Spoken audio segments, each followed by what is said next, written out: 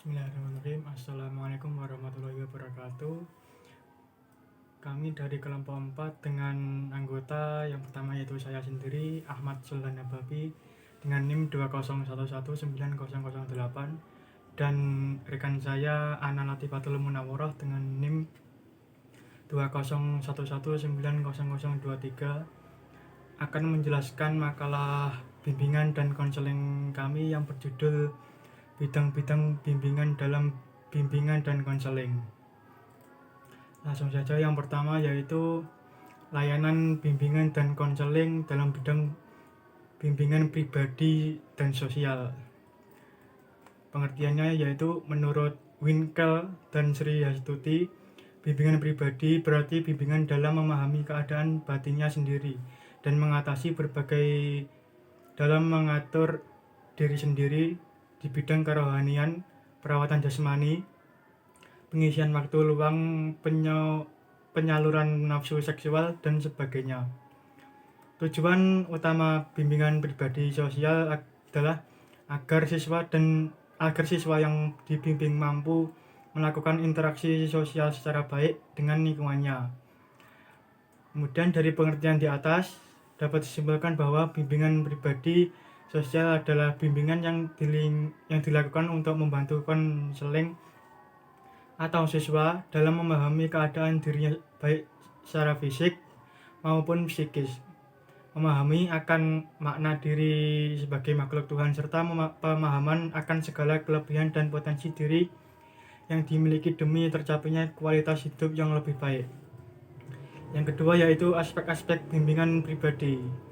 Menurut Surya dan Wankal, aspek-aspek persoalan individu yang membutuhkan layanan bimbingan pribadi sosial adalah kemampuan individu memahami dirinya sendiri, kemampuan individu mengambil keputusan dirinya sendiri, kemampuan individu memecahkan masalah yang menyangkut keadaan batinnya sendiri, misalnya persoalan-persoalan yang menyangkut hubungan dengan Tuhan.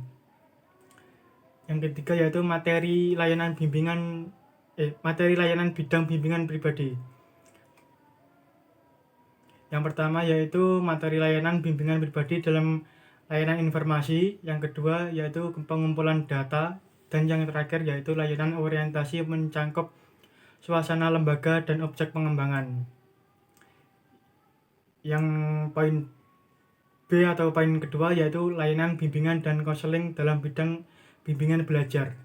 Pengertiannya yaitu menurut Sparman, bimbingan belajar adalah layanan bimbingan yang diberikan kepada siswa untuk dapat membentuk kebiasaan belajar yang baik, mengembangkan rasa ingin tahu, dan menumbuhkan motivasi untuk mengembangkan ilmu pengetahuan.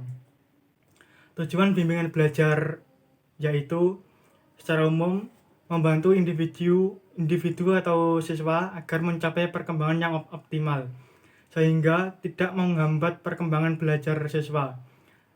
Sedangkan tujuan bimbingan belajar secara khusus adalah agar siswa mampu menghadapi dan memecahkan masalah-masalah belajar. Dalam konteks kemandirian, tujuan bimbingan belajar adalah agar siswa mandiri dalam belajar. Yang kedua yaitu aspek-aspek bimbingan belajar. Menurut Surya ada 4, yaitu pengenalan kurikulum, pilihan jurusan, cara belajar yang tepat, dan perencanaan pendidikan. Yang ketiga yaitu ruang lingkup bimbingan belajar. Ruang lingkup bimbingan belajar dapat dirinci sebagai berikut. Yang pertama, pengembangan sikap, kebiasaan, dan keterampilan belajar yang efektif dan efisien, serta produktif dengan sumber belajar yang bervariasi dan kaya. Yang kedua, menumbuhkan disiplin siswa dalam belajar dan berlatih secara mandiri maupun kelompok. Yang ketiga, mengembangkan materi program belajar. Yang keempat, mengembangkan pemahaman dan pemanfaatan kondisi fisik, sosial, dan budaya lingkungan sekolah atau alam sekitar untuk mengembangkan pengetahuan, keterampilan, dan pengembangan pribadi. Yang kelima yaitu orientasi belajar untuk pendidikan tambahan dan pendidikan yang lebih tinggi. Sekian presentasi dari saya, akan dilanjutkan oleh rekan saya Ana Latifatul Munawwarah. Waktu dan tempat dipersilakan. Terima kasih. Assalamualaikum warahmatullahi wabarakatuh. Saya di sini akan melanjutkan materi dari Muhammad Habib, yaitu layanan bimbingan dan konseling dalam bidang karir. Pengertian: menurut Suparman, bimbingan karir adalah layanan bimbingan yang diberikan kepada siswa untuk dapat merencanakan dan mengembangkan masa depannya berkaitan dengan pendidikan maupun dunia karir. Aspek-aspek bimbingan karir. Yang pertama, pemahaman terhadap dunia karir dan pasar kerja. Yang kedua, rencana dan pemilihan karir atau jabatan. Yang ketiga, penyediaan berbagai program studi yang berorientasi karir. Yang terakhir, cita-cita masa depan serta bakat dan minat tertentu. Selanjutnya adalah ruang lingkup. Yang pertama, pemantapan pemahaman diri berkaitan dengan kecenderungan karir. Yang kedua, pemantapan orientasi dan informasi dikembangkan.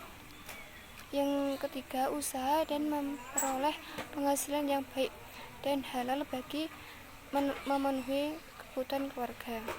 Sekian dari kami, apabila ada kurangnya kami minta maaf sebesarnya. Wassalamualaikum warahmatullahi wabarakatuh.